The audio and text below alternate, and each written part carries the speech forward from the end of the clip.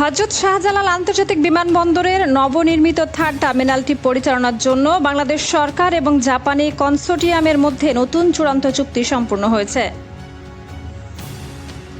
Public private partnership PPP মডেলের আওতায় আগামী 15 বছরের জন্য এই টার্মিনালটি পরিচালনার দায়িত্ব জাপানি প্রতিষ্ঠানের হাতে তুলে দেওয়া হচ্ছে।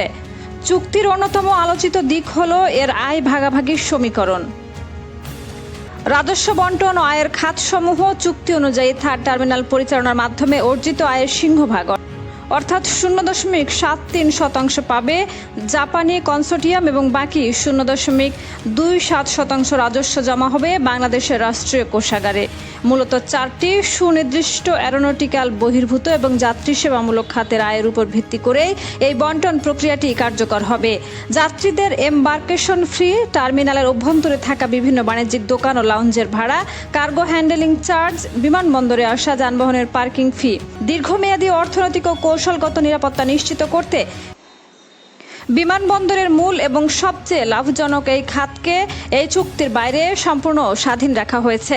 এই খাতগুলো থেকে অর্জিত আয়ের 100% অর্থই সরকার সরাসরি পাবে। আকাশপথ ব্যবহার, ওভারফ্লাইং চার্জ, উড়োজাহাজ অবতরণ বা ল্যান্ডিং ফি, বিমান পার্কিং ফি, এভিয়েশন সিকিউরিটি ফি। নিরাপত্তা ও সার্বভৌমত্ব, বিমানবন্দরে কাস্টমস ব্যবস্থাপনা, ইমিগ্রেশন কার্যক্রম এবং সামগ্রিক অভ্যন্তরীণ ও বাহ্যিক নিরাপত্তা ব্যবস্থা সম্পূর্ণভাবে বাংলাদেশের নিজস্ব আইন প্রয়োগকারী সংস্থা ও কাস্টমস কর্তৃপক্ষের তত্ত্বাবধানে পরিচালিত হবে।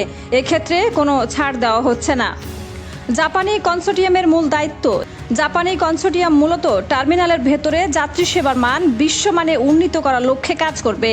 তাদের প্রধান দায়িত্বগুলোর মধ্যে রয়েছে আধুনিক প্রযুক্তির ব্যবহার নিশ্চিত করা, লাগেজ হ্যান্ডলিং ব্যবস্থার আধুনিকায়ন, টার্মিনালটিকে একটি আন্তর্জাতিক মানের এভিয়েশন হাব হিসেবে পরিচালনা করা এবং দীর্ঘমেয়াদী প্রভাব ও লক্ষ্যমাত্রা।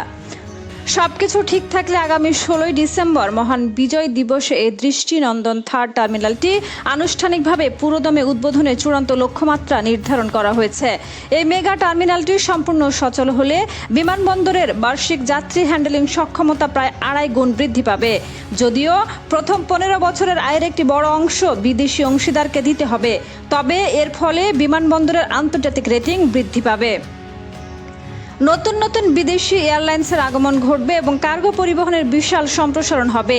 একই সাথে জাপানি ব্যবস্থাপনার অধীনে কাজ করে বাংলাদেশের এভিয়েশন কর্মীরা আধুনিক বিমানবন্দর পরিচালনার প্রযুক্তি ও অভিজ্ঞতা অর্জন করতে পারবেন, যা ভবিষ্যতে দেশের জন্য এক বিশাল সম্পদ হিসেবে কাজ করবে।